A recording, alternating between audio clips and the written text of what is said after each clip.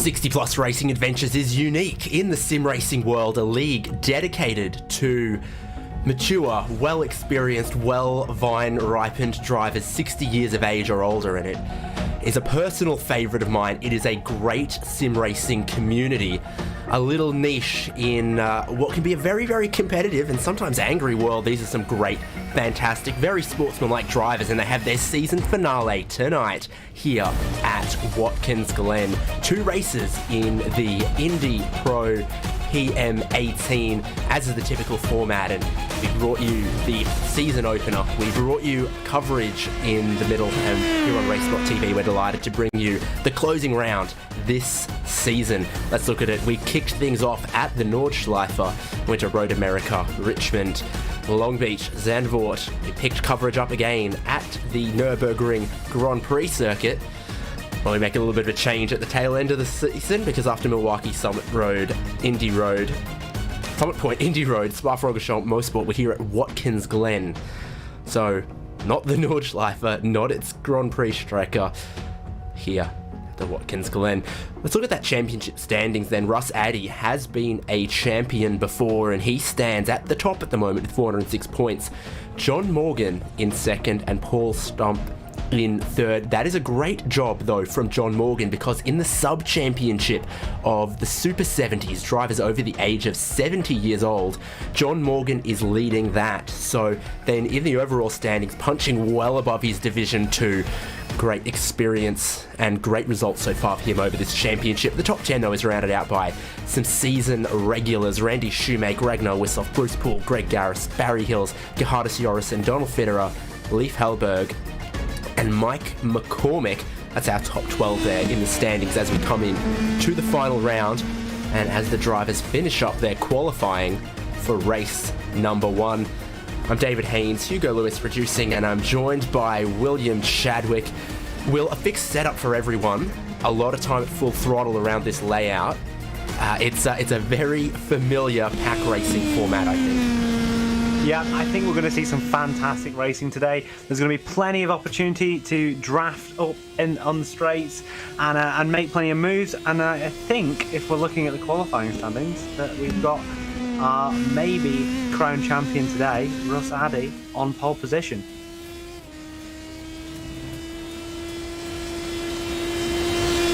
Everything is possible. Qualifying just wrapping up, and of course, as is typical, as you would have seen if you joined us for any of the previous rounds, they have a 10-minute qualifying session. Drivers get 2 flying laps. What that commonly means is, towards the end of the qualifying session, everyone's already exhausted and used up their qualifying laps and is sitting around in the garage. Someone who's still out there, though, at the moment is Donald Poole. Now, he has used his 2 qualifying laps, and he's still out there just seeing out the end of the session. They won't kick him off the track, so it's just a little bit more practice for Donald Poole. He looks pretty well locked in to that second place. It's going to be a rolling start, so he'll find himself, I think, in the left line, on the outside of the front row of the grid. Russ Addy is looking like he'll have the inside of that front row. Great little onboard, though, of how these cars drive around Watkins Glen. They've got slick tyres, as you can see. They've got wings on, and they don't make an incredible amount of power, so a lot of it is about this bravery on the brakes and then carrying your momentum and floating it well through the corners, because you've got a fair amount of grip but not a huge amount of horsepower. Still got to manage that throttle down off the exit of the slow corners though. Oh, absolutely. I mean, as with any downforce car, you know, you wanting to take as much speed in. The more speed you get, the more downforce you've got. So it's going to be really interesting, I think, today at Watkins Glen, because I view it as a track which is pretty easy to race at. You know, pretty easy to go side by side through turn 1. You've then got the S's up, and I think we're going to get a really, really good race tonight. And it's always a pleasure to have 60 Plus Racing here on RaceSpotTV. With you on that, France Brink, no qualifying time there, sitting at the pit exit, but you get a good look at this car, at those Cooper Slick tyres. Nice little flashing rain light. So who, if anyone, is still out on track? No one. We just got to twiddle our thumbs, count down that 20 seconds, and when they get to the track, it's going to be an 18-lap race number 1. Then we take a break, they qualify all over again, it'll be another 18-lap race number 2, so plenty still to happen in 60-plus racing adventures. Let's get that grid, because right now, it's not going to change. Russ Addy on the pole position, just fractionally ahead of Donald Poole. I would call that pretty close around a lap of this size, 0.06 of a second. Then your second row is Donald Fitterer and John Morgan. Randy Shoemake and Greg Garris for 5th and 6th places. Some very recurring names in our front 3 rows. You've got Barry Hills and Johannes Jorison behind that. Mike McCormick and Jack Turner are going to share row number 5. And row 6 is Ulf Olsen and Marcellus Broining. The first driver, a second off pole. It's looking pretty competitive up front. Moving on to row 7, we've got Bruce Poole alongside Mike Grande. Row 8, Jerry Carr alongside Robert Love. Row 9 or 8, I don't know. Bob Kerrin along Eugene Clark in 18th position. 19th is going to be Eric Block. 20th, Peter Holstrom. And 21st, Richard Palume.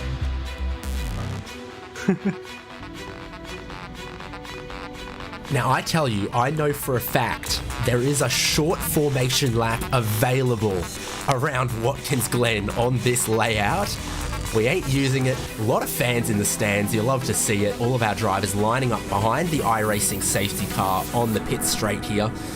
Barney is going to have to wait a minute or two there before he drops the green flag. But you see all of our drivers eager, ready to go. A championship on the line for round 12 of season 22. I think I first joined RaceSpot coverage of this championship. We were in season 6 or 7, and they've grown since then. They've gone from the older style rotary engine, pour one out for the Brat Indy Pro Mazda car. They've gone up to this Indy Pro 2000 PM18, so it's a different engine, but it's a new chassis.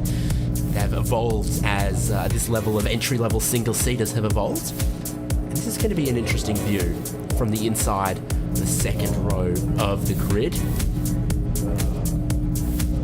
Yeah, I'm looking forward to this. I think obviously we've got a long formation lap and a long wait until we get round to the start, following the Barney and the Porsche safety car. Actually, no, Barney waves a flag, doesn't he? Who's the safety car driver again? Or am I wrong? Well, Barney's in the flag stand there. Apparently it's Benny, the safety car driver. Benny, the safety car driver. Many names. I had a different name. This is something. By the way, as we've got a pace lap to talk about this. In American racing, quite common for the safety car driver to not be wearing a race helmet, which seems like that never really happens here or in Formula 1, for example. So, pros and cons. Should the safety car driver be wearing a race helmet? I think yes, because it sets a good example. But Benny doesn't seem to care, and he does look very cool. He always looks very focused, is what I get. He's showing the sim racing determination which is required, and I think he's a fantastic safety car driver. Now, track and weather conditions, of course, which played into how quickly the qualifying times were set, but will also play into how long it takes these tyres to warm up, get good, and then potentially by the end of 18 laps start to wear out. No tyre warmers for these cars, for this series, so they often do start quite cold. This pace lap may or may not help that, depending on how they approach it. But Hugo put it down before I could get to quite talking about it, so I have to read it off my own screen, where it's 20 degrees in the air, 23.3 on the circuit, quite clear in Finger Lakes, upstate New York. And I've got a wind speed of basically nothing, so I don't think you could ask for better. I think that's some fantastic conditions for today's race. Here's someone looking for some of that tyre temp. I think I hear the drivers talking about how Russ may have won the championship with that pole position, or is very close to it. I know that we were looking at the points beforehand, unsure whether he quite closed it out, but they're all having a nice little chat away on this pace lap, which is lovely to see, because you literally sometimes in special events you go the entire special event without a single person saying a word. again, one of the things that we all love about this series is it's the absolute antithesis of some of the very sweaty, high stakes, big prize money championships we see. Those things are great. We love to see the best of the best in any discipline, whether it's cooking or any kind of sport or anything, go head to head and show us under pressure the best that they can do. But this 60 Plus Racing Adventures is a league where the guys just want to enjoy themselves. They've had decades and decades to maybe be incredibly try hard about their motor racing. It's a great community. Find them on the iRacing forum. They're always somewhere up the top in the private league and hosted. If you are 60 years of age or older, and every day someone turns 60 years of age or older, they're a broadening pool as they go along, then this could be the league for you. Pace car is about to pull in. Russ Addy, you can see in black and yellow, has the inside line on the front row. Donald Poole outside of him, sticking very close, ready for that green flag, ready for Russ Addy, who's decided we are going to go racing for 18 laps at Watkins Glen. I always think that second on the inside line behind the pole sitter is a good place to judge their jump, and it's not quite worked out for Donald Fitter, and he will remain in third place with the field on those cold tyres. Remember, all going to steam their way through turn number 1. Clear and clean up front, too wide and behind is where things can start to get a little bit messy. 25 drives have taken that green flag. And Russ Addy has already got a large lead after turn 1. It was about 7 tenths as we see it. Bob Kerr at the top of the S's, and he's damaged the left-hand side in the number 6. Early goings, he's had a little bit of problems again. Cold tyres have been tough to go side by side. Here at the inner loop at the bus stop, you saw the drivers have got to throw themselves over the curbs, and someone might have made contact with one of the walls there, a la Yuki Tsunoda at the bus stop harbour chicane at Monaco. But everyone else seems to be going, and we haven't had a big pile-up. Just one or two little comings together, but Garris in the background at the laces. He's also found the wall. Such a tough corner going downhill there. Track seems to almost tighten, and these tyres are not at their best temperature yet, not for a while. Yeah, it's certainly hard to drive this car initially. I remember from driving it myself, I've not drove it loads, but it can definitely be quite loose on the rear, and, just a small mistake, and you can see how costly it can be. I think we've seen Donald Poole catch up a bit here, as I think just through the chicane on the opening lap, Russ Addy just ran a little bit wide, got a worse exit, and that just cost him a bit of time. Wolf also, we rode on board with him there, struggling with that rear traction still in the lower gears. You can definitely break the rear tyres free. As you get up to a bit more speed, it becomes more tough, but here's Jack Turner's view behind him as they go through the pretty committed, pretty fast final corner. Wall is right at the track out point there on the exit. You've absolutely got to be careful. First lap in the books. The top 5 still running as they qualified. Behind them is where the moves are on. Robert Love in 14th. He's got Bruce Poole and Mike Grandy in front of him, and I think Poole did get down the inside of turn number 1, but with a bit more tyre temperature this time, it should be flat out up through these S's towards the inner loop, up into 6th gear. Look at the slipstream start to give almost 10 kilometers an hour of bonus. Yeah, and as you see them going side by side into the somewhat confusingly named bus stop, not to be confused with the one at Daytona or the one at Spa, or I think one of those has changed now, but we all know what it's really called. Going through the right-hander, kind of side by side, just got the wheel on the inside, going to be level-ish almost, coming down, and yeah, no, just holds the position there. Really good defending actually, and good overtaking. Yeah, down through the laces of the boot. There was Greg Garris's undoing him when I saw Robert Love there go a little offline and try to take a wide entry. I was worried because if you get a little bit of a wiggle, you've got very, very little room to save it there. The wall and the grass come up to meet you very quickly. Might have been Richard Coulomb in the green car showing the nose a little bit in the background. Group starting to form up here with Robert Love. Jerry Kerr, Eric Block, etc. have closed in the gap, and on my timing screen there's no 1 second margin. It groups them all together as a fight and a group. Yeah, and as you said, Robert Love now leading that pack. He's got 1.3 seconds to Mike Grande ahead, who's also got a further 1.5 seconds. So yeah, potentially in a little bit of a, he's wanting to get forward. He wants to get the advantage. He's right on the edge of where slipstream is, around about 1.1 seconds in most cars. And he just wants to get into that so he can help defend his position better. but Bruce Poole is right up behind here, and he's going to have a move on going into the bus stop this time potentially. Side by side, you see, just starting to edge ahead. Can he be brave on the brakes around the outside? He does go around the outside a little bit deep, but gets the move done. Yeah, pretty gutsy. Compromises you a little bit on the exit, but then you should be able to pick up your speed again through the outer loop here as you then dance downhill and into the extended sports car boot of Watkins Glen.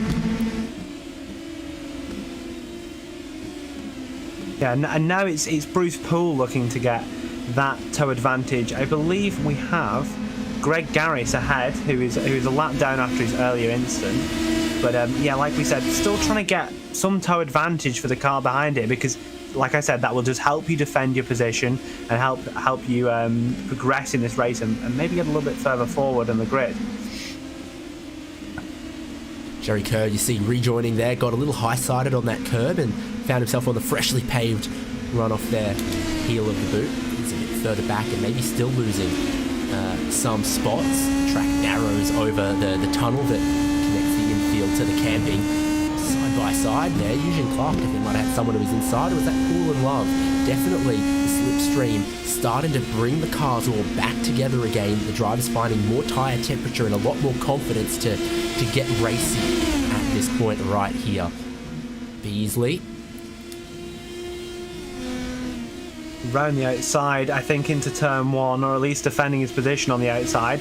That gives Peter Hallstrom a slightly poor run, and I thought maybe for a second Franz Brink might have gone for the move, but he's held back in the S's. He's looking to get that slipstream now, down towards the bus stop yet again. Seems to be a popular passing position today, but he backs off again, biding his time, maybe just thinking about the race and getting forward and making sure they don't lose too much time. You know, maybe he thinks the car ahead has a bit more pace in him, and he wants to get a bit further forward potentially.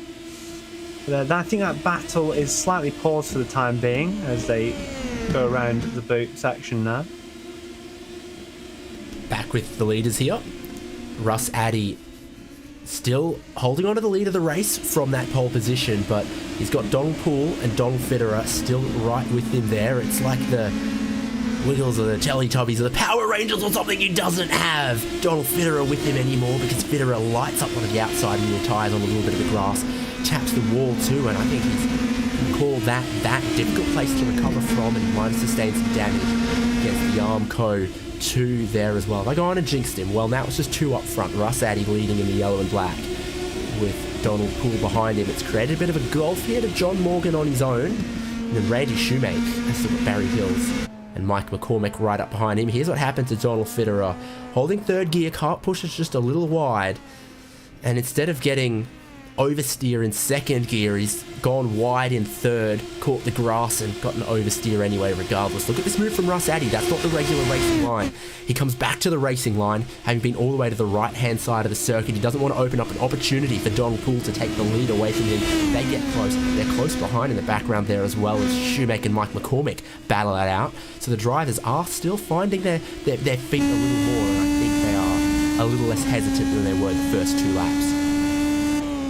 We're now on board with Randy Shoemake, and you get a really good view from the T camera of what he's seeing ahead of him. He's now in 5th place, started the lap in 4th, so he's been overtaken here this lap by Barry Hills, who's looking to make his way forward. But can Shoemake get that position back? Because, you know, can he make a move here down the inside? Looks for it, backs out of it. Maybe just showing his nose, getting inside Barry's mirrors, you know, trying to put him off a little bit.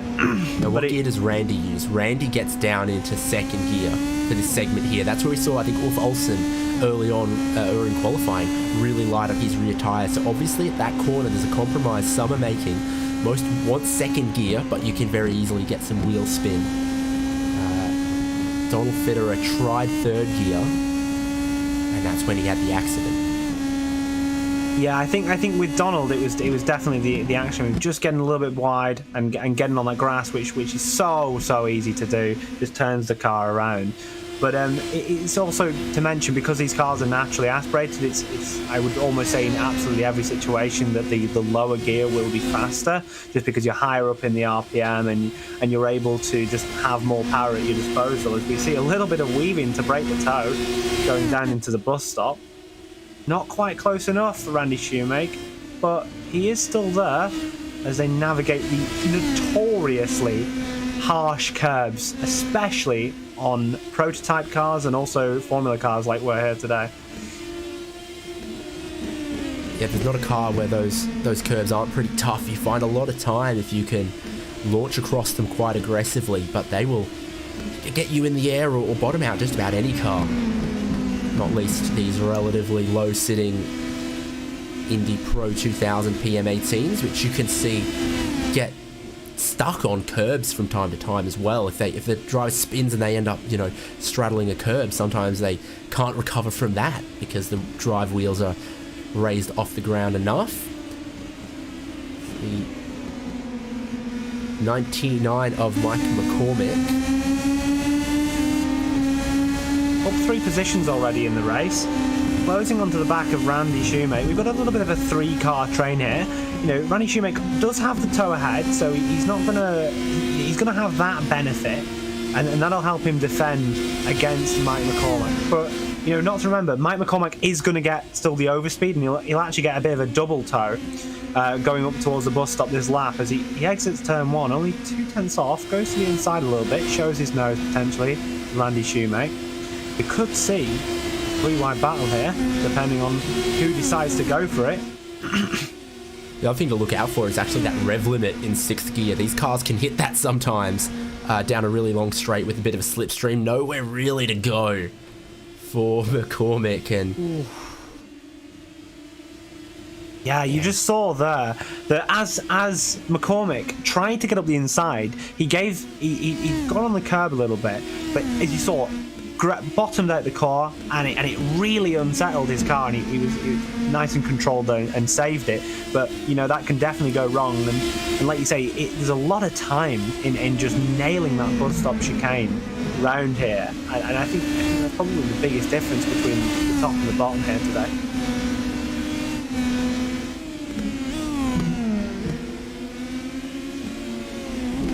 so looking 4th still.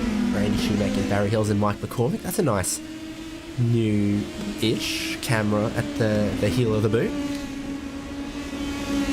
Shoemake goes maybe a little wide, but then squares off the exit, and that's where we've seen it's one of the slowest corners on the circuit. Traction there, of course, very, very difficult, and that's where the 2nd versus 3rd gear sort of most power versus drivability compromise was coming along. McCormick has closed down again for 2/10 to the car ahead. Obviously, it's Barry Hills this time rather than Shoemake. Will that make a difference on his approach? Will he show his nose again going into the S's? He opts not to do that. Stays in the toe as we climb up and through the S's. You've often seen quite a few crashes up at the top of this hill before, but none of those today. As we're in the slipstream now, looking to the outside, inside. Towards it, we're going to go 3 wide? Oh, that was a really aggressive manoeuvre from Barry Hills there, and Mike McCormick just decides for the time being to back out of it. Will he decide to go and try and make a move in a different section of the lap? As it's not looking to work there at the bus stop. Yeah, it was a big chop from Hills, wasn't it? He was looking to get down the inside of Randy Shoemake and almost collided with through a pretty big block on Mike McCormick. That's the kind of thing you've got to really be aware of when it's not just one-on-one. You're in a pretty hectic pack racing situation with how powerful that slipstream can be up the hill. And checking themselves up through the bus stop that time, you've seen Gerhardus Jorrison and Marcellus Bruining get a little bit closer as well. Yeah, that's how the racing goes here. Yeah, it's looking like it's going to end up to be quite a big train here. There's a big gap in front of Randy Shoemake to the car ahead, so he's getting absolutely no benefit whatsoever. So he's almost a sitting duck in this situation. If the guys behind do everything that's required and keep that gap close, then they're going to have a really good chance up towards the bus stop chicane and maybe entering the boot as well.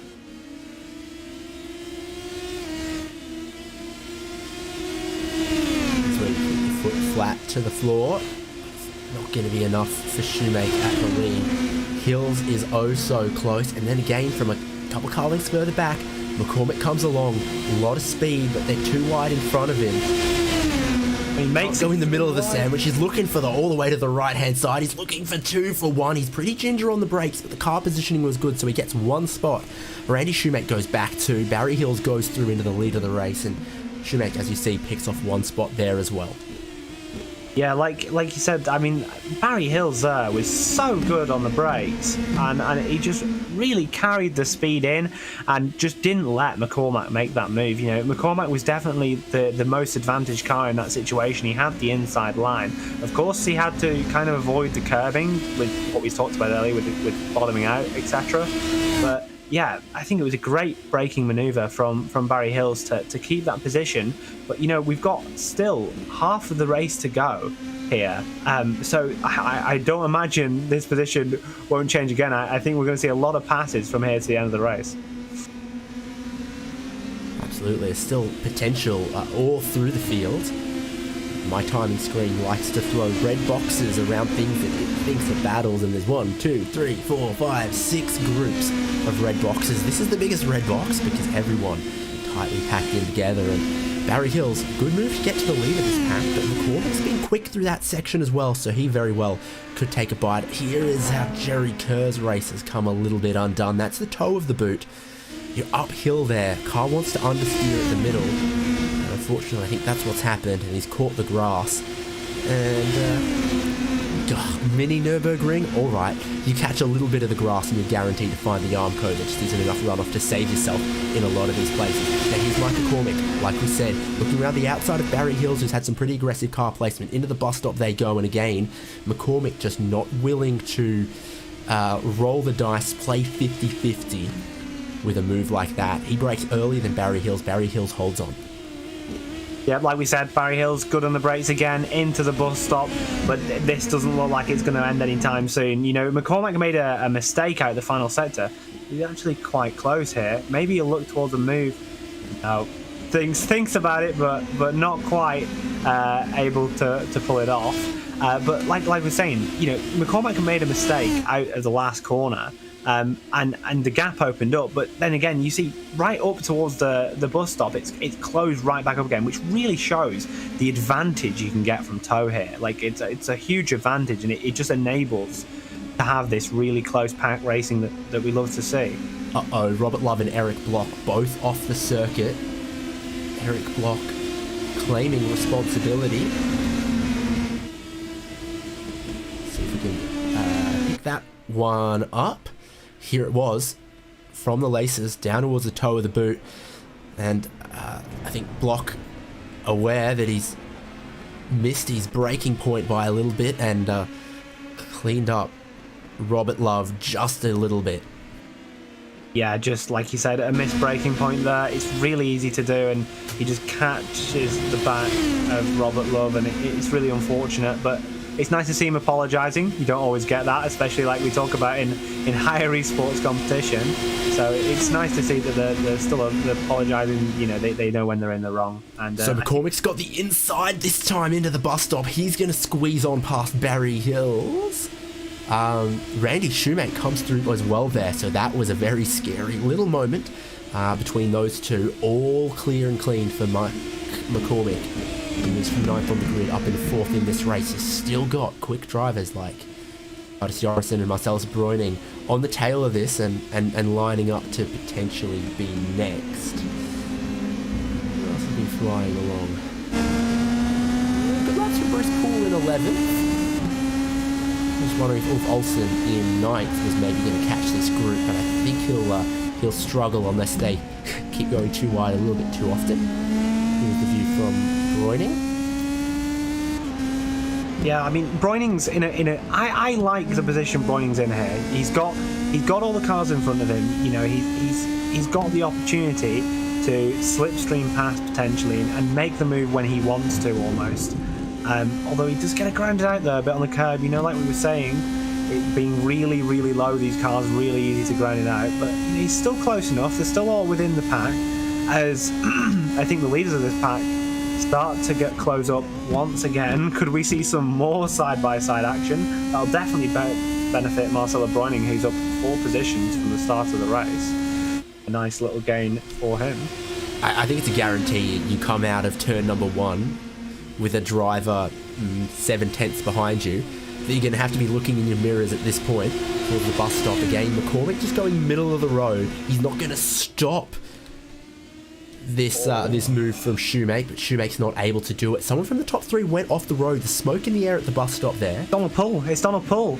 The man in second place, who was the closest challenger to Russ Addy, has had a mistake, and now he's parachuted into this titanic fight over 4th position.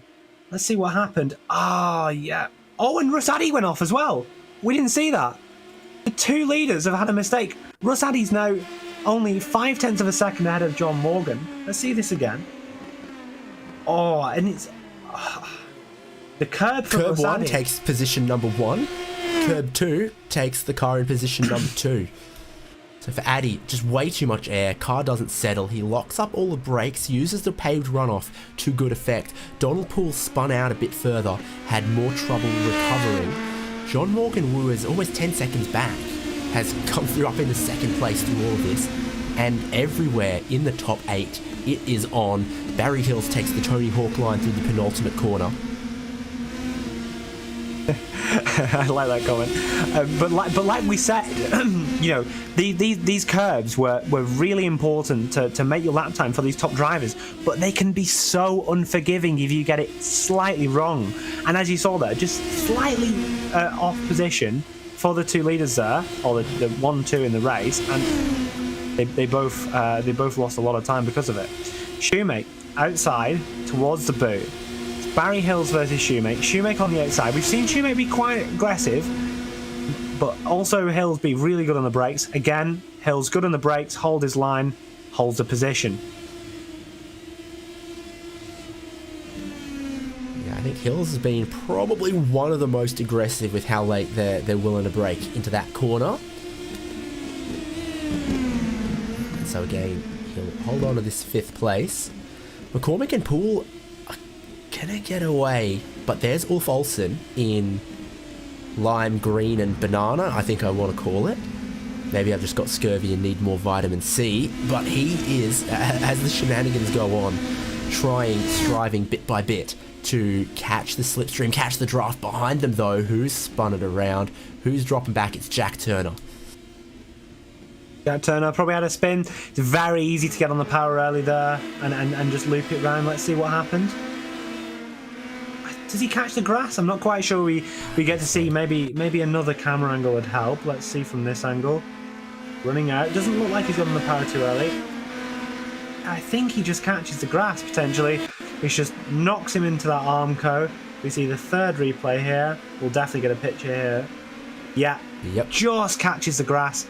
And you see, locking up the brakes, doing a really good job to minimise the damage that he takes there, but so easy to do. Don Poole and Mike McCormick, this is for the podium spot in race number 1. 3rd place. They have 5 laps to go when they cross the line, so it's starting to heat up a little bit in race number 1. Don Poole, middle of the road. Mike McCormick around the outside. Is that going to work? No, not this time apparently. Both of them run pretty deep in the middle of the corner there, and the other group are with them. Yeah, I mean, Donald Poole really took that chicane fast. He really committed to it. And, he's showing why he was up there, in the 40s in quali, because of the amount of commitment he can take for that chicane. But obviously, we saw it come to a bit of an issue for him just a few laps ago. But as you say, Barry Hills now getting closer to the back of Mike McCormack. And also Donald Poole making a little bit of a breakaway here. He's got that gap to about 1.11 second. Will he break the toe and leave Mike McCormack in a vulnerable position again? Lighting up the tyres, coming back onto the short course again. race leader starting 4 laps to go. Russ Addy's broken the slipstream to John Morgan.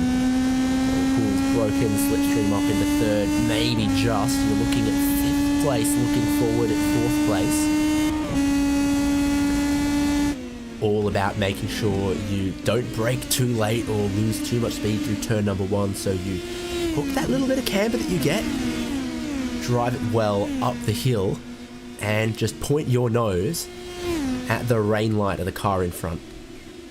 Yeah, but Mike McCormack does have a little bit of advantage of slipstream here, you know, closing up to 9 tenths, 8 tenths to Donald Poole, and that's just helped him keep ahead here of Barry Hills as we enter the bus stop. But, you know, you see the commitment from Donald Poole ahead. You know, he pulled out 4 tenths of a second maybe just in that sequence of corners, and it really does show where the lap time can be gained here at the Watkins Glen boot.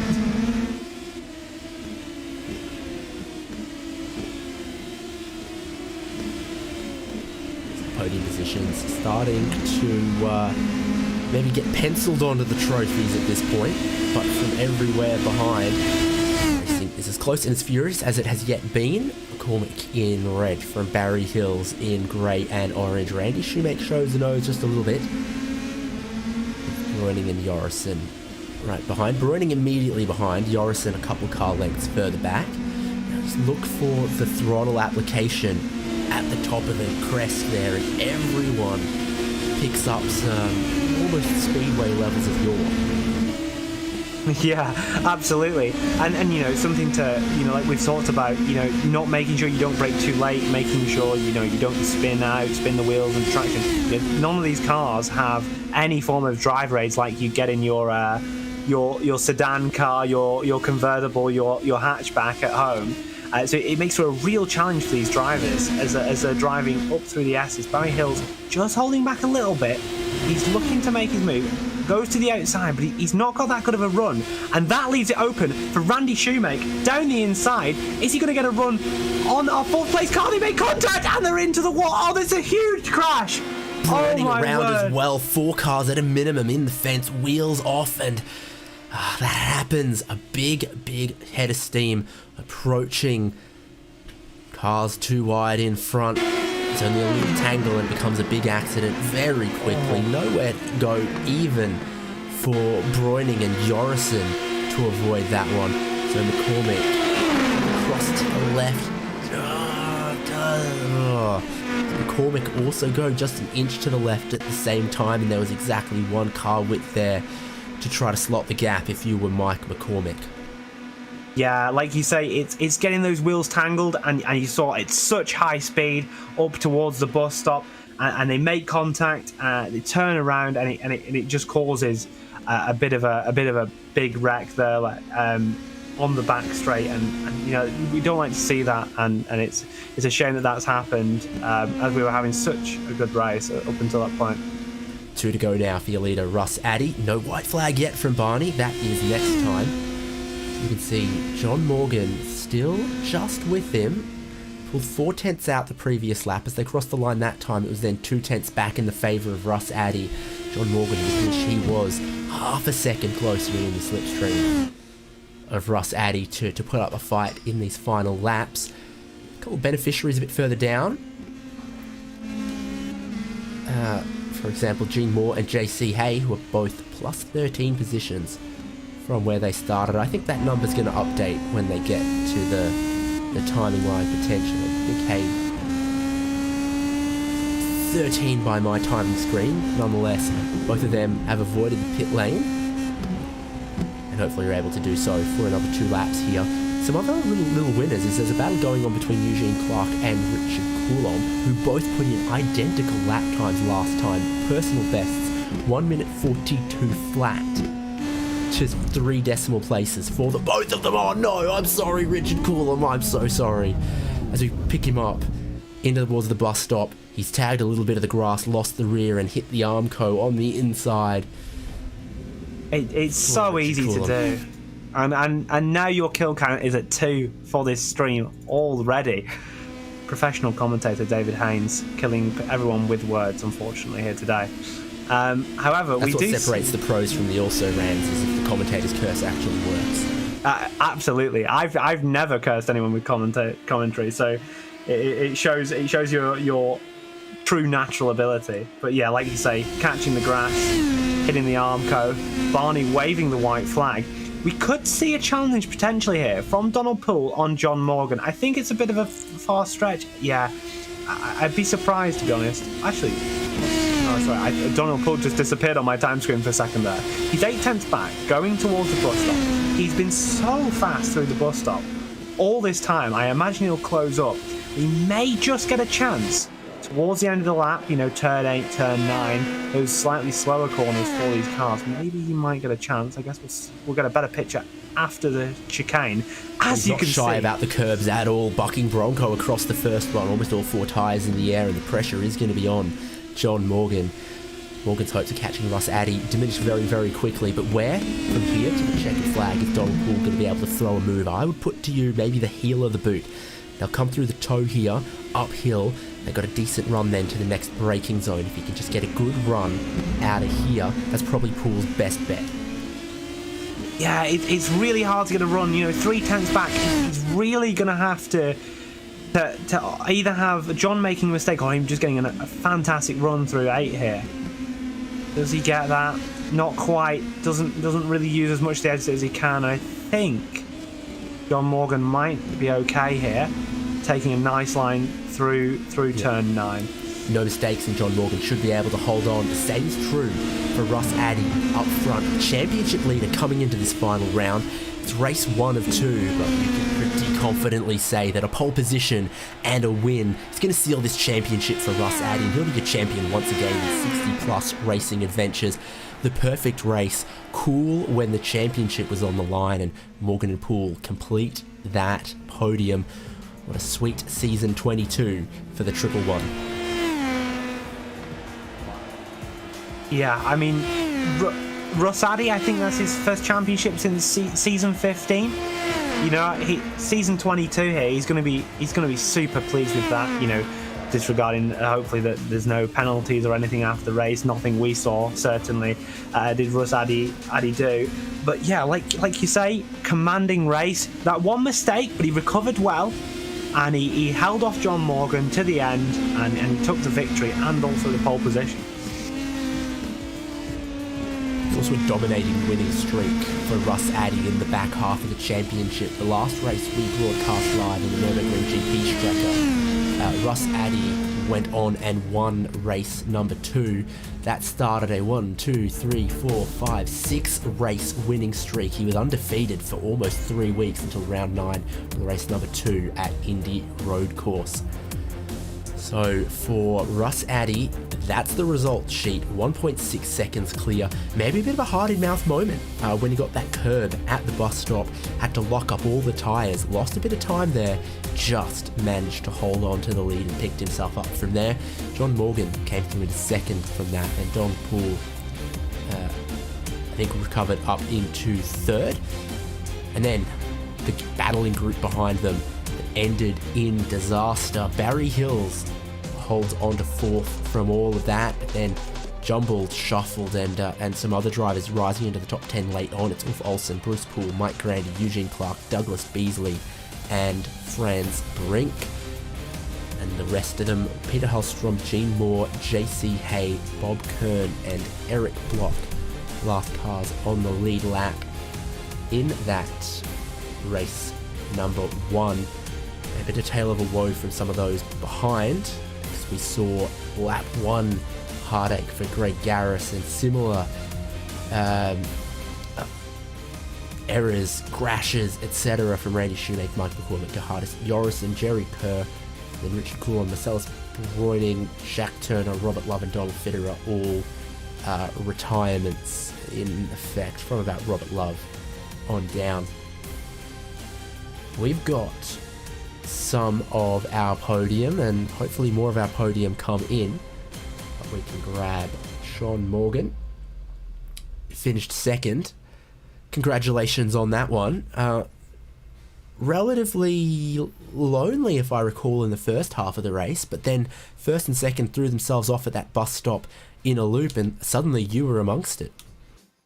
Yeah, it was it was kind of lonely back there, and then all of a sudden I saw the little kerfuffle up there and ended up right behind Russ. But he was just, once he sort of got his legs back under him, he was just too quick. So I then spent the rest of the race trying to keep Donald back there. He made a great recovery to catch me at the end there. And I've gone and done my little speech for Russ Addy, but I've got to congratulate you as the Super 70s champion as well. Is that that's always got to be your goal? So tick that off for a season. Yeah, it is. It's been a good season. Russ has been pretty dominant, and you know, the competition and the top 10 guys is just there every week, and you just have to be consistent. Unfortunately, that's one of the things I'm pretty good at, is being consistent. So yeah, it's paid off. Well, you've been pretty rapid yourself, because as well as the Super 70s champion, it looks like you're going to be second in the overall standings as well. Everyone is going to be lining up for the John Morgan anti-aging tips. Yeah, it's just, you know, same old, same old. Take care of yourself and practice. Practice.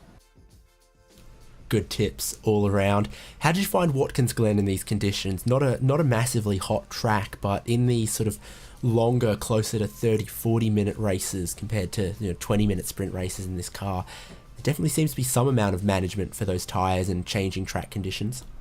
It's a little bit. I mean, you notice going into the bus stop towards the end of the race, the car's a little bit looser than it is when you first get the tires up to temp. And Watkins is just, you know, it's a tough track to be really fast on. But yeah, you know, when iRacing rescanned it, I like it better now. It requires a little bit more precision. So yeah. The Omco's still pretty close in places, and it can be pretty punishing. Are you gonna give race 2 a go and round out this season 22? Yep, absolutely. It's just too much fun not to take one more shot at it. Well, you can only go up from here, hopefully. Maybe I've gone and cursed you, 20 minutes in advance already with that one. Apologies, but congratulations on that Super 70s championship. Congratulations on second place in race number 1. And if you're lucky or unlucky, depending on perspective, we might chat with you again after race 2, depending on how it goes. Thank you. Well, from the Super 70s champion, we're able to bring in the race winner, the overall champion, Russ Addy. Another notch for your belt, and a pretty dominant season. Thanks, guys. Yeah, it was a good season. A lot of good racing, a lot of good guys to race against. I heard you've been trying to control the weather up in Scandinavia so there's more good boating weather, so you can get a firmer grip on another trophy. Is that true? If I can keep Donald and Ragnar away, I'll do okay. Although the guys that I'm racing against are really competitive, especially John Morgan, and Donald Poole was all over me that race. Talk us through then that little hiccup, because it wasn't a complete lose, but a little bit of a hiccup at the inner loop and the bus stop, and how you recovered from that. Well, he's so much better through that section than I was, and I could see he was gaining half a second, so I thought I'd try to go through a little harder, which I guess during the race, as I told him, is probably not the time to experiment. I should have just accepted that he was faster and tried to stay ahead of him elsewhere. Certainly, you hit him wrong, it can be pretty punishing through there. Talk us through this season overall then, because by my reckoning, you've only missed one round, so you will have raced this on the ovals, you will have raced the Indianapolis road course, etc. Any highlights through there? Oh boy, I mean, there's so many great races and good competition. There's a couple of victories there. The ovals this season, a bunch of guys have been helping me with the over 60 on Tuesday. We raced the next gen, so they've been helping with ovals, and I think that's paid off here too. Yeah, so you picked up this clean sweep at Milwaukee just a couple of weeks ago, and then a win Mosport last time as well. Tell us then about 60 plus racing adventures, because we only get to pick you guys up here on RaceSpot every couple of weeks. Why should people join, and where should they go if they want to? Well, you can go to 60 Plus Adventure League on iRacing and send an application, or just apply to join as long as you're over 60. We run on Monday with the USF 2000 car, which this season I won. Tuesdays we run the next gen on ovals, which I've started doing a couple seasons ago, and it's extremely difficult. And then, of course, we run on Wednesdays with the PM18. So it's a good group of guys. They have practice. They also have things on the weekend with some endurance racing. So it's a great group of guys to run with. Good pitch, good sail. Are we going to see you again for race number 2? I heard a rumor Ragnar's got his feet on dry land and he's coming. Yes, I heard that too. I think this season with Donald, I think he spent a month on vacation. Ragnar is working on his boat, so it gave a little bit of a help. Well, you've only got to beat who shows up to be champion, and Russ Addy. Congratulations. Thanks so much. Hopefully I'll do it again, and we'll talk to you after the next race. Oh, a little cocky, but I like it. Enjoy the little break and enjoy race number 2. Thanks a lot. Will, they are good sports. They put on a pretty exciting show, and we never speak to anyone who has anything to say other than great group of guys, good community, fun racing. Absolutely, and it reflects it in how polite they are with the racing. Sometimes, like we saw in that race, incidents do happen, but everyone apologizes, everyone gets back up and says, sorry, it's my bad, whoever thinks that they're wrong in the situation, and they all move on and they have so much fun for the time that they do this. And as you hear from Russ and everyone else we always talk to, they are a huge advocate for this league. And if you are 60 years or older, feel free to come and join the series. Not if you're under 60, because that would be age fraud. There's some pretty interesting technicalities. I think people who are 59 but turning 60 during the season can join. I think there's like age sort of cut-offs, but it is 60 plus racing adventures for 60-year-olds, or very, very, very shortly about to turn 60-year-olds. Find them on the forum, find the league. They would love to have you. Maybe someone can go challenge Russ Addy for season 23. We are just half of the way through the proceedings from Watkins Glen, though, because we take a little break, and when we come back, a full qualifying session, a brand new grid, and another 18-lap race might have a couple more stings in the tail for the end of season 22. You're on RaceSpotTV. Stick around, because more 60 plus racing adventures coming up after this break.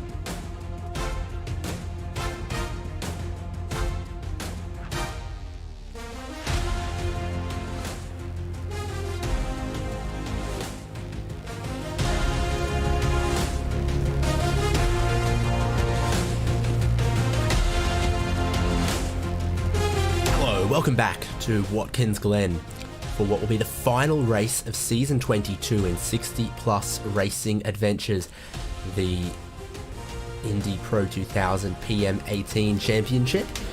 As champion-elect Russ Addy told us, of course, though, they have a variety of different leagues for different nights. Whatever it is that tickles your racing fancy, they might have something for you. It's almost by heritage and inertia that it's the PM18 Championship. We broadcast a long heritage of this championship, as we've now come to the conclusion of season number 22. And therefore, there are many, many years under the belt for this championship, but also many, many years under the belt for our drivers as well, of course. Reminder, 60 Plus Racing Adventures for sim racers age 60 years or older. There are a lot of people who've been in and around motorsport, computers, video games, whatever, all their life, now find themselves racing here on iRacing in 60 Plus Racing Adventures. They all say they love this championship, they love the community spirit it offers, something a little different to the rest of the sweaty try-hard sim racing world. And no matter your location or vintage or whatever, it's always something special to race against the same people week in, week out. So David Haynes here on RaceSpotTV with Hugo Lewis producing, William Chadwick alongside me. Will, we've had race number 1. We saw some interesting things, learned some interesting things. It's not an easy track. Russ Addy came away with the win. It's not necessarily going to be easy for him here in race number 2. They're qualifying right now. No, like you say, it was a really interesting race. We saw the impact of slipstream and how powerful it can be up through the S's and towards the bus stop after turn number 1. And also, Rusty Addy's got something else to think of. A legend is back on the grid at this moment in time. Ragnar Wisloff is here. He's turned up for the second race. Saw him commenting in the YouTube chat that he was going to get on and do some practice, and he seems pretty quick as we are watching Bob Kern's quali run here. His first lap, setting off with a 42.9. Not too bad. First time on the board. See McCormack with a 41.0. Very quick Pole indeed. for race number 1 was in the 140s. Ragnar Wisloff immediately takes us there with a 140.6. Oh, he's not going to take the championship or any shine off Russ Addy. Might find it a personal bit of pride to take the last race of the season if he can. Wisloff also a previous champion in 60 Plus Racing Adventures. This is our sort of Sebastian Vettel versus Lewis Hamilton, maybe.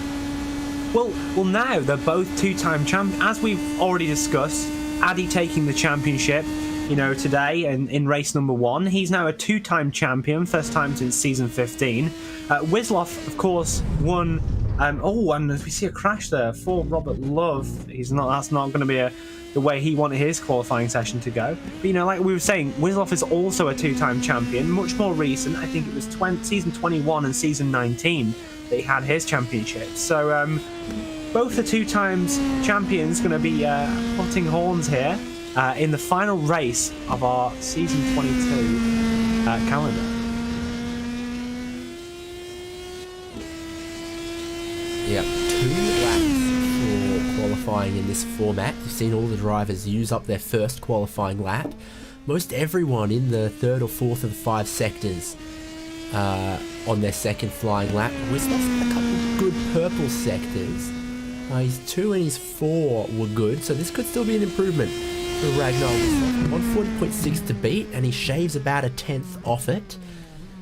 Who can pull something else out of the bag? Garris goes up to 2nd, Shoemake into 4th. It's all about Russ Addy though. Improvement in 1 sector, personal best in the overall best in the 3rd. I don't think he's quite got enough here. Might be up to 2nd. Oh, not even that. Only 4th place for Russ Addy. Remember, we had almost 12 cars within a second at the top in the qualifying for race number 1. Will it be that close again in race number 2? Disappointing for Russ Addy. He obviously is our champion. He's got nothing in the sense to race for, but a bit of pride. Wisloff turning up, the two-time champion of of the last 4 seasons. You know, he wants to go out with a bang, Gaddy, here. So, you know, it's not going to be as easy as he'd like, and you know, it's going to be challenging from that second row. But I'm sure, especially with the slipstream effect round here, he's going to have plenty chance to do so. No qualifying time yet. Number 12, Mike Grandy. Personal best 1, 2, and 3 of the 5 sectors that my timing displays here. So is this going to be a time that sticks? It is. It's going to put him to 14th. So the first lap didn't go his way, but lap number 2 gives him a qualifying position. Randy Shoemaker on his final flying lap here.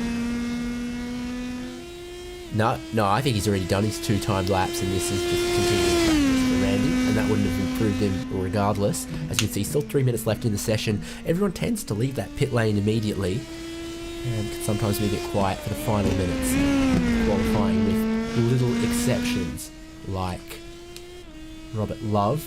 No qualifying time yet. He's done 1 flying lap. But obviously, oh right, yeah, remember we saw him in the wall. So we saw what happened on the first flying lap for Robert Love. He hit the wall in this section. He's cleanly through it this time on what will be his probably last and only opportunity. Yeah, coming through to the latter section of the lap, the 2 slowest corners here at the Watkins International boot layout.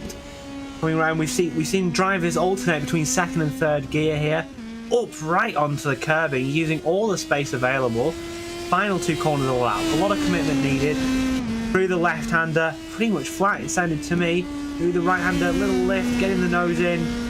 Using the exit curbing, this looks like quite a nice lap at the end there. What's the time going to be, though? Not as good as he'd like. The final sector looked good, but probably missing a little bit in the opening 2 sectors. That's the thing, you typically attack 2 qualifying laps with a banker lap and a push lap, but when things go wrong on your banker lap, your push lap has to become another banker lap, doesn't it? So I think for Robert Love, it was all about make sure time works. What else from him? Not sure what this is. He's already done his qualifying times. Having a little stroll around, you know. You paid a lot of money to get this Indy Pro 2000 Mazda Dash 18 around the track today. So, you know, he's just taking in the scenery, you know. He paid to be on track. He might as well spend as much time as he can on track.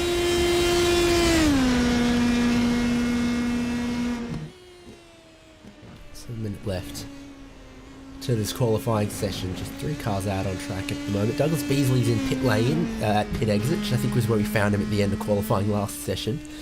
We're looking at Bob Kern at the moment. He again also looking for a little bit more practice time.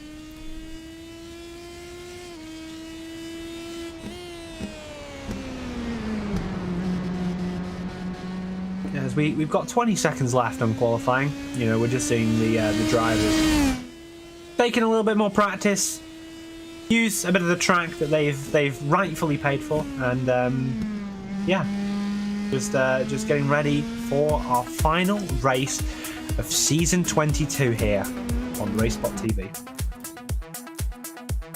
Indeed, that's that for qualifying for race number 2. The pole and the grid are locked in. Funny thing about turn number 1 at Watkins Glen being a right-hander, though, is pole on the front row actually gets the right-hand lane. So that's where Ragnar Wisloff is going to be with Greg Garris on his outside. Row number 2 is going to have Mike McCormick once again on the inside with Russ Addy, champion-elect, on the outside. Row number 3, Randy Shoemaker on the inside, John Morgan on the outside. He might be, well, he sounded like John Morgan. He's looking for another podium again. So let's see what he can do in this one from 6th on the grid. Barry Hills, very aggressive on the brakes into the bus stop in race number 1. Expect to see the same again in race number 2. He starts out of 7th on the inside of row number 4 with Jack Turner on the outside. Behind them, Marcellus Bruining and Ulf Olsen are the top 10. and Curtis Yorison and Bruce Poole are row number 6. Row number 7 has Eugene Clark and Mike Grandy alongside each other. Row number 8 is going to be Bob Kern and Robert Love. And the last to set a qualifying time, the number 8 of Pete Holstrom, goes off 17th place.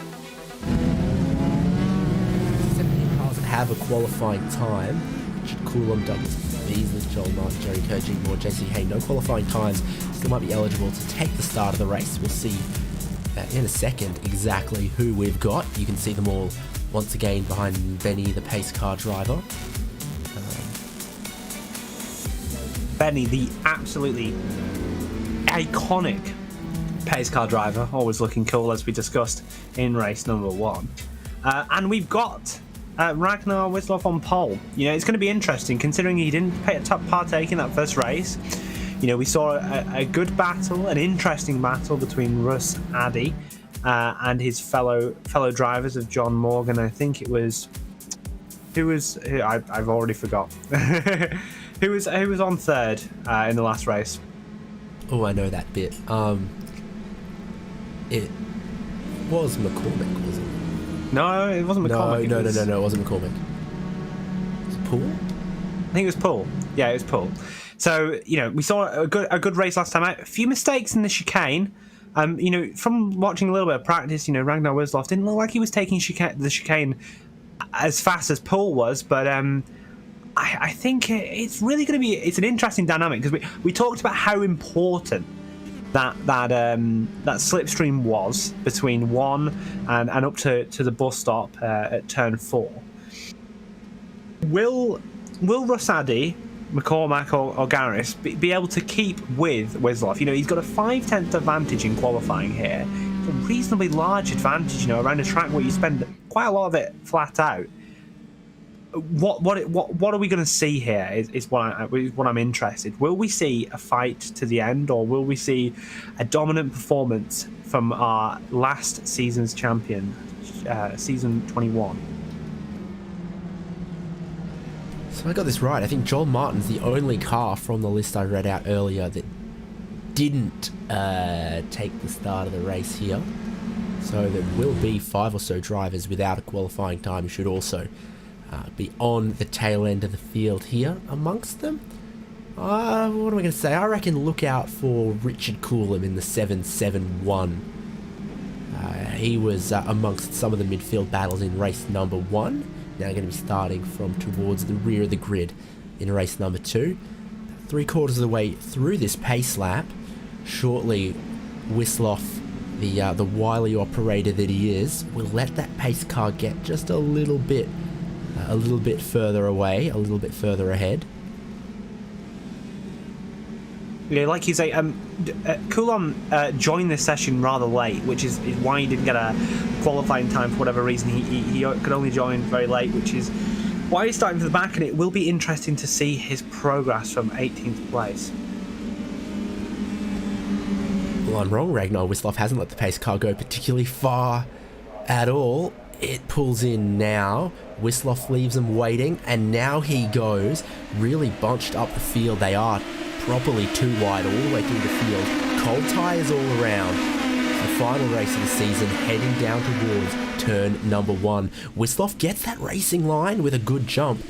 Garris holds on a second. McCormick got very close, and Richard Coulomb is around. Oh no. Oh no.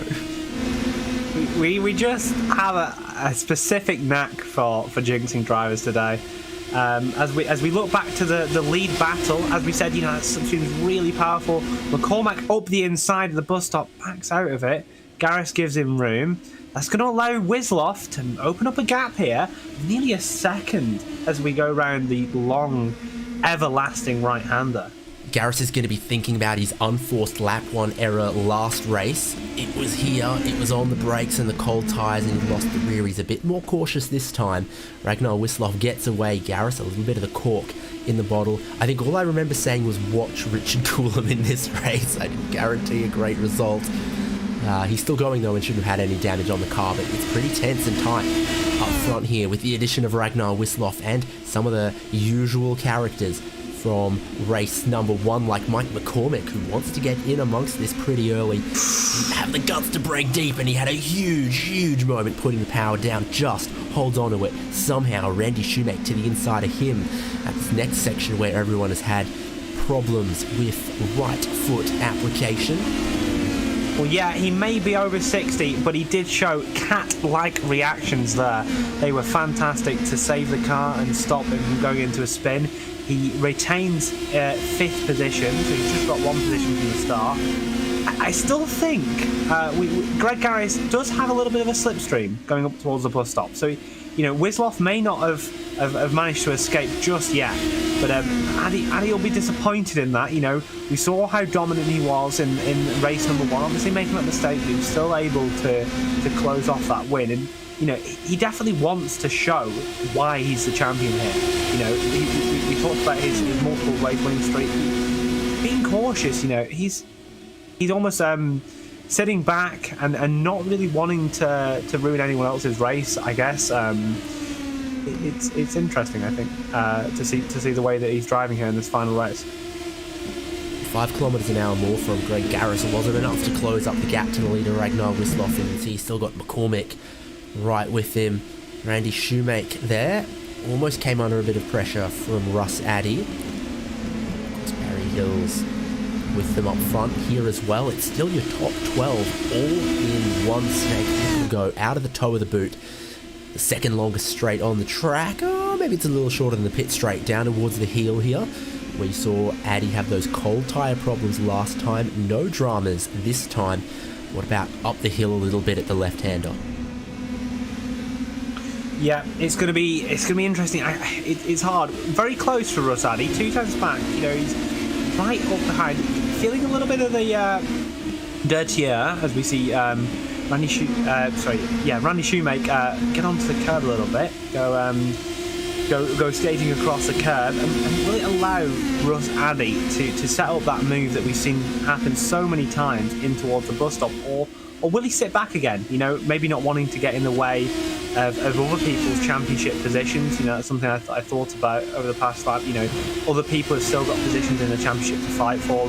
Russ has managed to lock down that championship, so maybe he's just cautious in the way he's going to go about things. Well, he after second and third, McCormick is still going to have a look.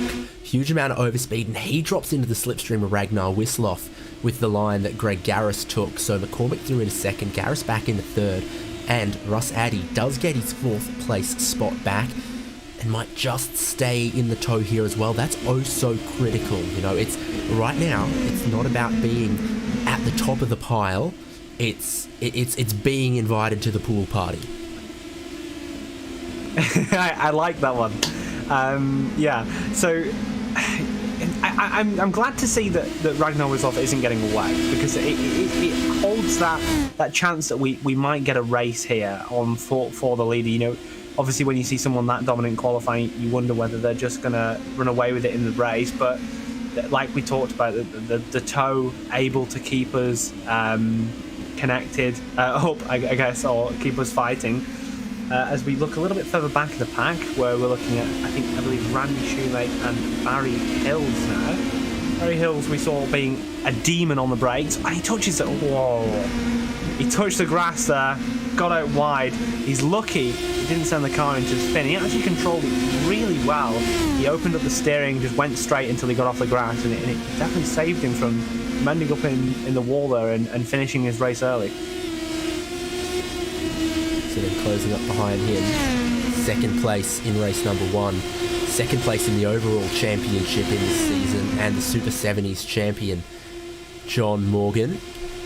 Up front, has McCormick been able to make any gains on Wisloff? Is Addy going to be able to make some gains on Garris here? There's the thing, in a pack like this, Addy had the speed, he pulled out, and then suddenly, Garris just followed along in the slipstream of McCormick, who was on the regular racing line. So then it gets tough, because the guy in front of you, also with the slipstream, Formula 1 parlance, you start to call that like a DRS train. Functionally similar in its effect on the racing and the passing. Addy looking towards the inside. doesn't quite make it stick. But it's really interesting.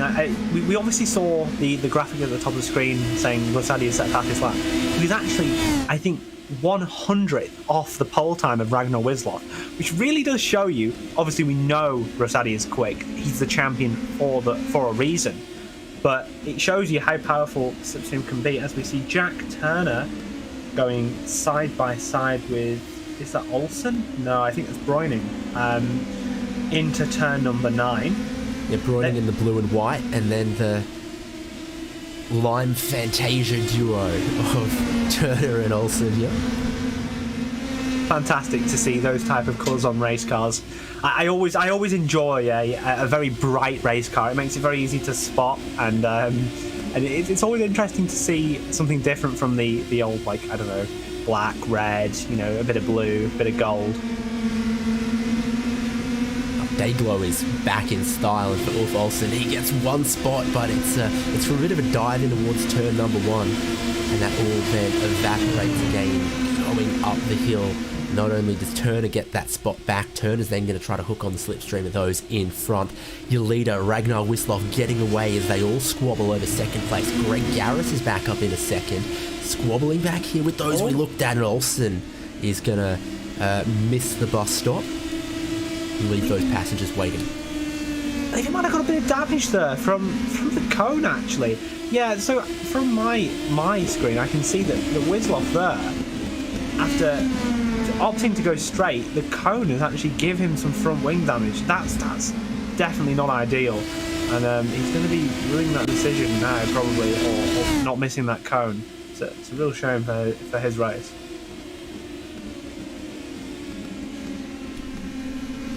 Tight a pack as we've ever seen in this group for second place. Ragnar Wisloff bidding them farewell as he sails off into the sunset at the moment. Garris 1.8, 1.9 seconds behind, and there's no slipstream there, and you've got to spend your time looking in the mirrors with McCormick, Addy, Shoemake. How many championships has he got sitting immediately in his slipstream? That's a good question, and I will briefly have a look to see if I can figure that one out for you. But there's definitely the 2 now of Russ Addy, and I think we've seen. I'm having to look through here, but yeah, it's a very strong lineup, and there's a reason why we constantly see these guys at the front. They're the best that are on offer here in this series. And a little bit 3 wide again in towards the bus stop, and they contact Garris. Damage. Oh, they all spin. They all go bowling. Barry Hills even gets caught by that. Who sneaks his way through? It's John flippin' Morgan. They try to dust themselves off, and there's more carnage still yet going on. My goodness. Recapping. Wisloff now to the lead. Morgan in second, Breuning into third. But that was a nasty, nasty one. It started off Garris and McCormick colliding on the way in, and those behind had nowhere to go. Yeah, I actually just missed that. I was stuck with the rookie error of being on replay mode. In Ulf Olsen's on his lid and has catapulted over the arm cone. It is all going on everywhere. Do you see that smoke? Do you smell it? That's the replay machine burning up right now. Yeah, I am absolutely rookie error from me there. But yeah, it's another one of those things that we saw in the first race. It's so easy to slipstream here that it just ends up causing incidents. Here we've got a replay. Cormac getting the curb. I think that's what ultimately causes it. McCormick gets that curb, can't quite hold his line how he'd like, comes across, and as you can see, the ever consistent John Morgan somehow getting through. But yeah, whoa, hard into the wall there. Olsen now, a couple corners later, also ends up in a pretty gnarly incident. So regrettably, we've got lost about 8 cars in one lap. So it's all actually pretty nasty, dramatic, but not great for the health of this race. We wanted to close out the championship. He's second and third on the live pictures right now. Morgan and Breuning, you see him on your timing column. 9 seconds away from Captain Wisloff. Okay, and this is the incident then for Olsen. He's on the outside here, gets squeezed just a little bit, ends up on his lid, catapults over the arm coat as the roll hoop dug into the grass there. Don't know about you, David, but I would definitely not like to be in that race car. No, definitely not. As we see, like we were talking about, John Morgan getting through that accident like the ever consistent pro that he is, and he now gets to battle the rest of his race with Marcellus Groening. Also maybe Jack Turner as well in the lime and almost turquoise machine, potentially, if he manages to catch up with these two tend to battle. 4 tenths back, going on to the 8th lap of this race. Finding a good turn 1, Groening's going to have a great chance into the bus stop in order to make a move. 5 tenths as we exit and go through the S's. Here comes the gain of speed. We're now closing. Groening in the toe. He's getting plenty of cleaner, basically punching a hole in the hard brick wall of the air in front of him, but not quite enough this time by. But he's got to stay close, looking for the alternative line round the right-hander. Getting close to John Morgan there. Yeah, Morgan holds on. I want whatever he has for breakfast because race after race, he just seems to find himself in these podium positions. Second place in his championship in the overall division. Absolutely nothing to sniff at, and a great achievement for the Super 7 champion as well. Yeah, like you say, only losing out to Russ Addy this season. And although, looking through qualifying, he doesn't seem to quite have the ultimate pace of the leading guys.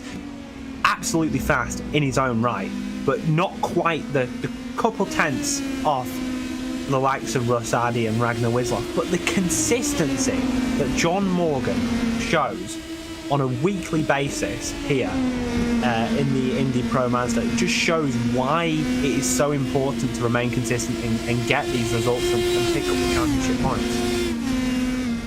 Throwing my eyes quickly across the season results, I think definitely his name shows up a lot in the podium spots. Just the one win, it was race number 2 on the Indy road course, but podiums and podiums and podiums very consistently up there, performances like you see today.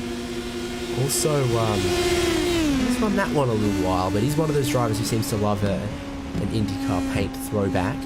So Groening and Morgan both just dipping a little bit onto the curb, not getting checked luggage and flying over them. No, it's definitely the safer way of going through the bus stop here. And like we saw in race number 1, it can be really detrimental if you are going for that aggressive fast line. It can really upset the car as of how low these Indy Pro cars actually are. We can just see them everywhere, starting to ground out on curbs, even the smaller ones. So like we've talked about many a time in this broadcast, it's a choice from the driver, and as you can see, what else would you expect from the ever-consistent John Morgan to take the consistent line through the chicane? Consistency is his entire racing persona. He is a fantastically consistent driver, and I endeavour to be like him because I'm definitely not as consistent as John Morgan.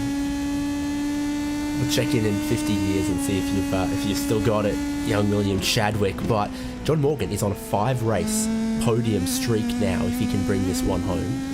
Podium at final race of Spa in round 10. Podium both races at Mosport. Podium in race number 1 tonight.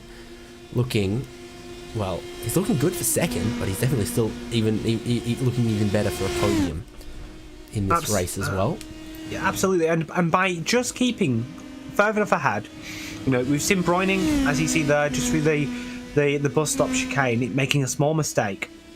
You know, by keeping consistent, John is holding that position, not forcing a fight, which is just allowing them to stay ahead of Jack Turner, who, believe you me, will absolutely want them to fight right now. You know, he's just about 1.8 seconds back, something like that.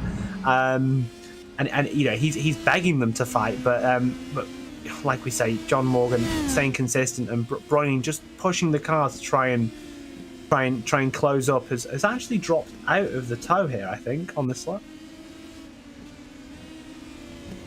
Yeah, just about has. Inside of our top 10, there's a couple big winners from the clearance sale that we had at the bus stop a couple of laps ago. For example, Bob Kern, who's running 5th, started 15th on the grid. Robert Love, who's running 6th, started 16th on the grid, but is currently sustaining a little bit of pressure from Mike Grandy. That's the closest battle now inside of the top 10, is 6th and 7th. Both of them, again, big movers.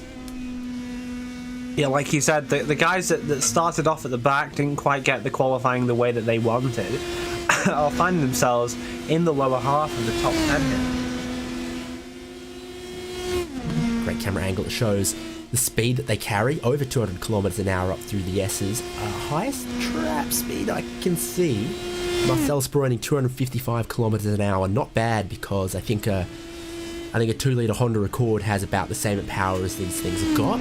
It's a little over, it's around about 300 horsepower or so, I think, for them.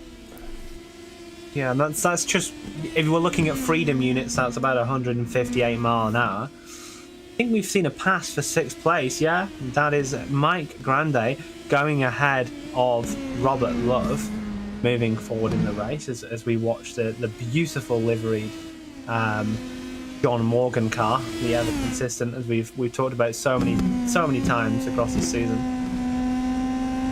The Robert Love down a position in the somewhat American themed, I'd say, livery. Oh, it's very American. It's subtle. You look for a while, you might pick it up.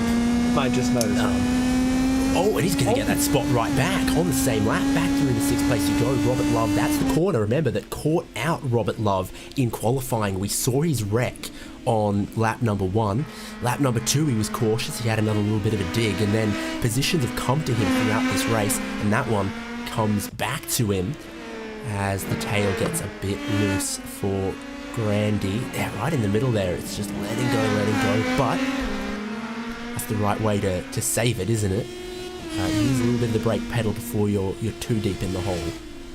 Yeah, it definitely seems like the way to save these cars, and a lot of cars that don't have ABS, a very easy, good way of stopping it from continuing to slide is just completely slamming the brakes on, which locks up all the tyres and kind of sends you into a rather expensive and painful for your tyres drift. That's what they say. If you spin both feet in, stamp the clutch and stamp the brake, if you've got all 4 tyres locked, not great for those tyres, but whatever way you're going, you're going to keep going. You're predictable. The car's not going to snap back in the opposite direction and find the Armco on the outside or the inside of the track, etc. Give yourself a chance to bleed the speed, work out which way you're going, and then pick it up and save it. So then, 3rd and 4th, Jack Turner, 10th and a half quicker last lap, now into the slipstream of Marcel Sproining, and that around this layout is where the magic starts to happen. Now Turner pushes a little wide of the apex at the heel, but right here it's going to be all about clean run off the final corner, clean run through turn number 1, and let the fact that air resistance goes up by the square of your speed do the hard work for you all the way to the bus stop. Absolutely. You know, we've talked about it so many times, but it is just that important. We can't really emphasize it enough. And this is the battle for your final podium position. I don't know if you've got the stat anywhere, David, in your plethora of unbelievably good knowledge, but can you tell me who's had the most podiums out of these two? Sorry to put you on the spot, but what, this season or this season? So while David thinks about that, Okay, I think Turner's got one. Broining has one. They're both on one apiece for the season? Nah, Turner's had 3 or 4. I think Broining has had 1 or 2. I think Turner's got a couple more podiums. So both of them Turner's had podiums already this season. Yeah, so we're not going to see a new podium sitter here, but definitely for Broining, he doesn't want to lose this position, you know. Not being on the podium loads this season, you know, it's a treasurable position for where he is. And he wants to fight off the somewhat more regular podium sitter of Jack Turner. But, you know, he's going to have to do that for the next 4 or 5 laps here at Watkins Glen. And that's definitely not that easy to do, considering how powerful the tow is.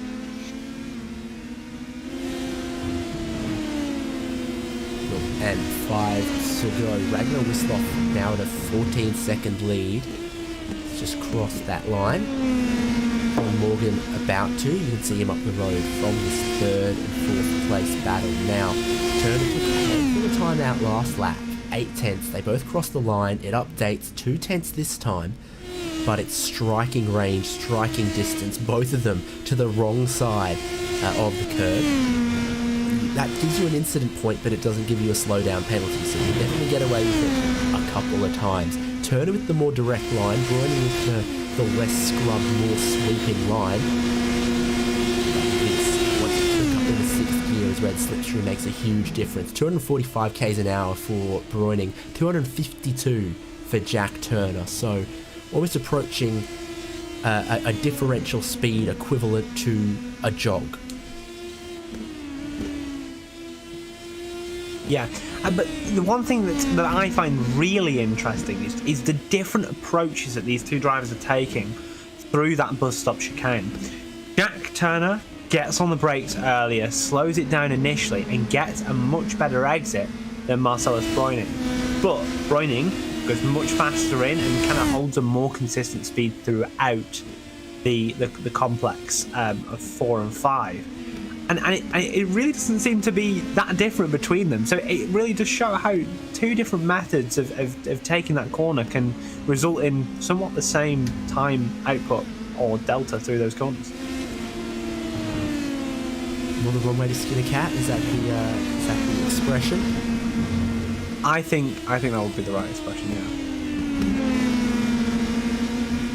Oh, right up against the wall. How But close do you want to get Turner, to that wall right on the edge of indeed for Jack Turner? I think he kept his foot in it though. Look how close he is. showing a lot of confidence here, and he's going to have a chance here. There's absolutely no doubt about it. 2 tenths back, going up through the S's. It's just about where he chooses to make his move. He lifts off, he loses that advantage he got from the initial slipstream. He's going to get tucked back in, get a little bit more of a speed advantage. He goes side by side here. They're about level pegging as we enter into the bus stop. Russ Addy on the outside brakes early like he always does. Didn't expect him to outbrake there. Didn't think he was the he was going to pull off a particularly Barry Hill's manoeuvre.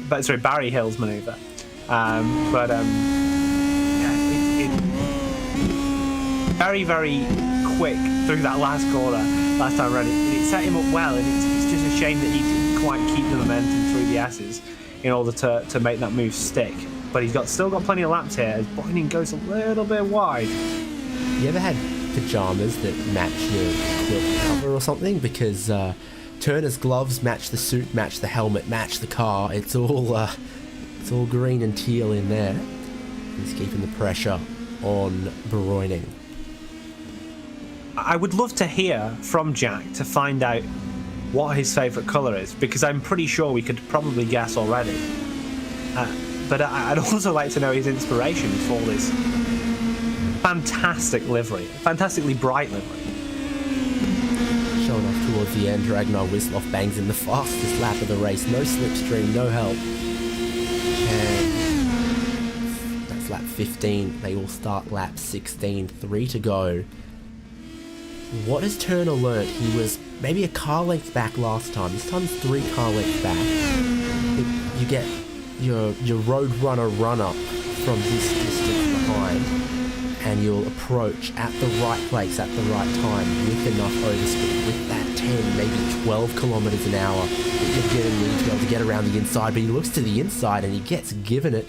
This is a golden opportunity for Turner. He locks up the tyres. They both do, I think, and Turner goes through into a podium position.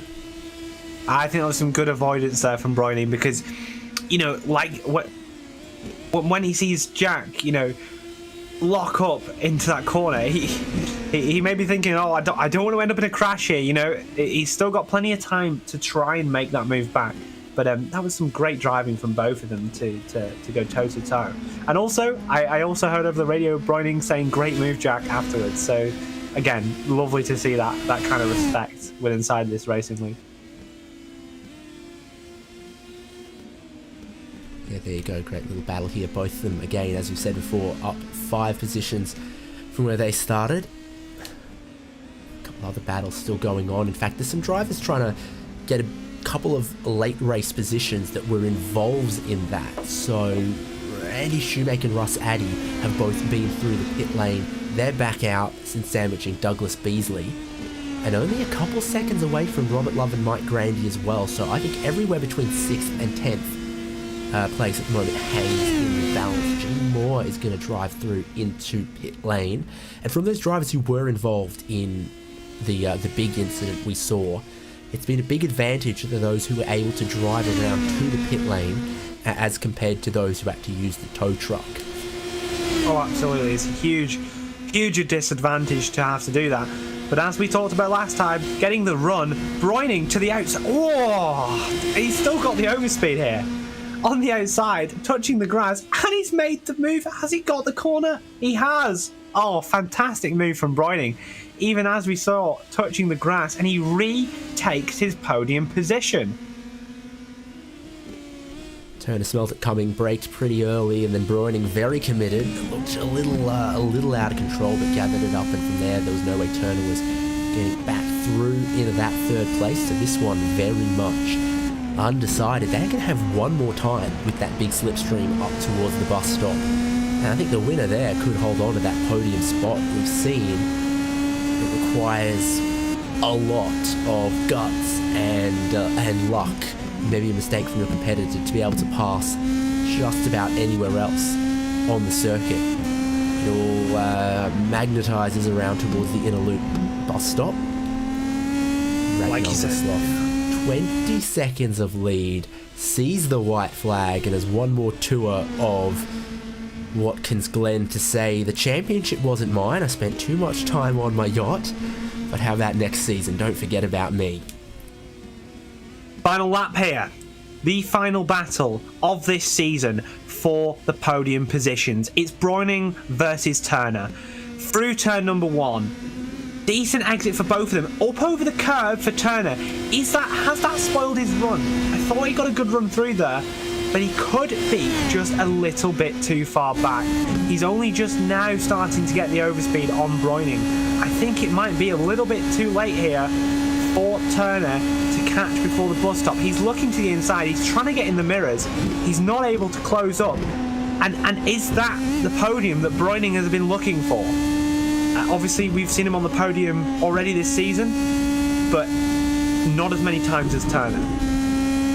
Can Turner do anything? Turn 1 from that distance back just wasn't good enough, wasn't close enough from Turner, and it's going to have to be all out through the rest of the lap here if he's going to make this one work. Not impossible to pass, and he's already got Bräuning defending, so if Turner can then cut back with a good line through the toe, he can keep that pressure on. Final lap, of course.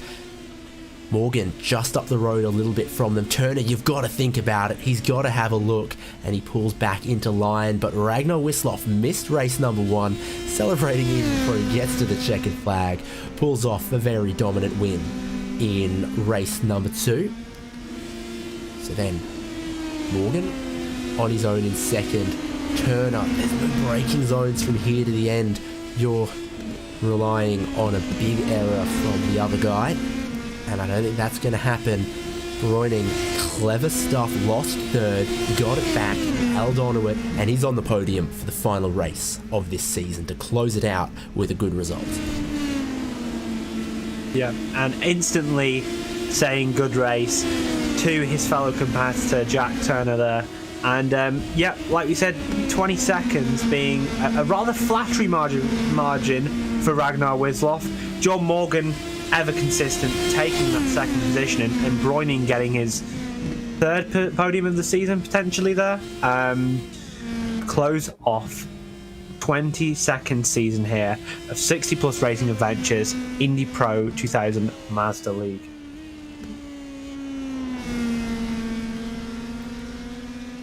Did enjoy the race 2 story of Robert Love.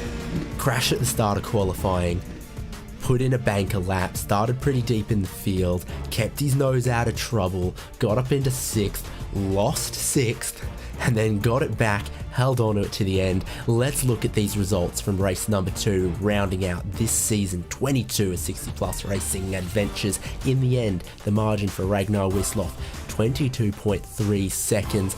Broining and Turner maybe started catching John Morgan towards the end there, but it's second place for the second time for the Super 70s champion. Broining and Turner turning it on right at the end there. I didn't even mean to say that, but once I was in that skid, I just had to steer into it. Bob Kern in 5th place. You'd give him the biggest mover trophy because 3 drivers gained 10 positions, but Bob Kern was the highest placed of them. Robert Love behind him also gaining 10 into 6th place. Mike Grandy gaining 7. Russ Addy, your champion-elect, your race number 1 winner, didn't go his way, involved in some of those accidents, but he recovered best after taking his fast repair in a trip through pit lane to get 8th. One more lap, where could he have been? Maybe as high as 6th, and Randy Shoemake with him there in that same boat. Beasley, the end of the top 10.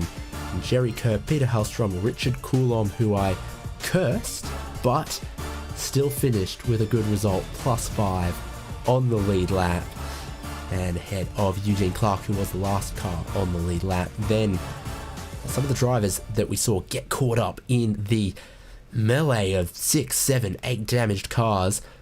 Olsen actually flipping over the Armco at the toe of the boot, though, first car off the lead lap from Yorison. He would have had a shorter toe than the other guys with that. Ahead of Yorison, Darris, Gene Moore, and then I think this many laps down, you can call it a retirement for JC Hay and Mike McCormick, of Barry Hills, Bruce Poole, and Joel Martin. Who are you going to go find? Because we have a handful of our drivers at the conclusion of this championship willing to have a chat with us. Hello, Ragnar. Hello. Sorry. I mean, you can have David if you want. No, it's fine. I just heard him talking. He'd be sick of me. He's getting sick. I don't blame him. But Ragnar, we saw you come in for this second race here today. We saw you in the YouTube chat saying you got a bit of practice done, and you came in, you stamped down your authority as a 2-time champion up against the new 2-time champion Russ Addy. How did you find it out there, getting pole position and your race in general? Well, thanks. I get a bit embarrassed, all this praise, but it was good. I like this new layout of the track. I think it's the second time we're here after they rescanned it. There's a few interesting shortcuts you can make, like into the bus stop, and also generally the curbs are a bit more forgiving now. So it's a fun track, and it hasn't lost its character. It's got lots more character than the European Formula 1 tracks. So it's a very good track. I like it a lot. Yeah, like we said, we've seen some fantastic racing here today. Obviously, we saw you disappear into the distance, and obviously a little bit helped by the incidents that unfolded behind you. But like you say, a bit of character with the way it is. So you've only competed in 8 rounds this season. Maybe off on your yacht for a little bit of it. I'm sure David would love to know about those, and so would I. But do you plan to be back more full time for season 23, or are we going to see you again a little bit on and off? It'll probably be a bit on and off for the next season. It needs to get cold and dark and Scandinavian autumn and winter before Snow on the ground, Ragnar around. Yeah. So yeah, and when the boat gets up on the hard and it's covered up, then I'll be more in the rig. But it's good. This group is so good fun to race with. I race a lot in officials as well, and the driving standards are a bit up and down, but here it's always very respectful. It's good fun to race. You can trust these people, and I really enjoy it, and I'm very, very thankful to all the organizers who make it possible, and we can just turn up and have fun. So thanks to Joel, to Bob Love, to Wally, to the others who make it possible. Well, you've answered my next question for me, and that's fantastic. Like we said, always seen loads of respect from everyone here, and it's always a pleasure to have you guys on RaceSpotTV and in the interview booth, as you're always so lovely. I hope you enjoy the Scandinavian summer with your yacht. I'm sure David would appreciate an invite at some point in time, but I think it's pretty far for him to travel over. But yeah, we wish you all the best. We look forward to seeing you whenever we see you next here on RaceSpotTV. And thank you very much, and congratulations on your win today. Thank you very much. Thank you, and hope to see you again soon. Thank you. Realistically, I'm far more likely to get an invite off the fellow with the mountain bikes and the 4-wheel drive motorhome in the US. That could happen. We should arrange that one. But William, I've spoken to him already. So how about you grill the man who's glued to second place, John Morgan? Absolutely. We bring him in here, John Morgan, Mr. Consistency. The definition of consistent, slicing your way through the carnage which unfolded ahead of you, and that's another second place. Congratulations. Is he even here? Oh no, Mr. Consistency isn't here at the moment, I don't think. But like we said, David, John had a great race, and he just performed consistently throughout here. I mean, we can't hear you, John, if you can hear us, but like you said, he performed consistently throughout the race and throughout today's meeting, and just showed how important it was to avoid the incidents ahead. Last day of school for the year, last race, and John Morgan's already out down the park back home, thinking about what he's going to do for summer maybe. But the real defining moment the race was definitely when 5-6 cars in front of him collided at the bus stop, made the decision to jump across the grass to avoid them. That turned out to be a very, very, very wise decision. I'm going to count to 3, and otherwise I'm going to assume John Morgan is celebrating his Super 70s championship. Is there a local bar? Is there a pizza shop? I don't know what I would do, or what I will do at Super 70. Whatever, well enjoyed. So that'll wrap us up then. From Watkins Glen, race winner number 1, Russ Addy, sealed his champion. He is season 22 60 Plus Racing Adventures champion. Ragnar Wisloff swept in to pick up race number 2, and of course 2 second place finishers consistently on the podium. John Morgan only gets second in the overall standings, but picks up his Super 70s championship. We see maybe sometimes more competitive racing, Will. Sometimes we see slightly bigger grids, but I don't think there's any other league that carves its niche and its community as well as 60 Plus Racing Adventures. Oh, I couldn't agree more, David. This is one of the most unique leagues on iRacing for who we have competing. We have all of these great veterans of racing, or just general motorsport, being a fan of motorsport, and they all get to go race, have a great time, and compete for championships, like we've seen, whether you're 70 plus, 60 plus, or maybe even 80, who knows? I'm not sure who our oldest driver on the grid was, but that is everything from season 22. Thanks for joining us on RaceSpotTV. Brought you the opening round. We brought you the Nordschleife Grand Prix circuit in the middle, and the champions crowned in round 12 here at Watkins Glen. I've been David Haynes, William Chadwick with me, Hugo Lewis on the production and the replays. If you want to join, make sure you go find them on the iRacing League and on the iRacing Forum. 60 plus racing adventures. There's lots of other great sim racing content coming your way on the RaceSpot channel, so subscribe to us too as well. Wherever you may be watching, that's where you'll find our broadcasts going forward. 2 weeks time till season 23 kicks off in this championship that goes from strength to strength. You're looking at season 22's champion. Good night.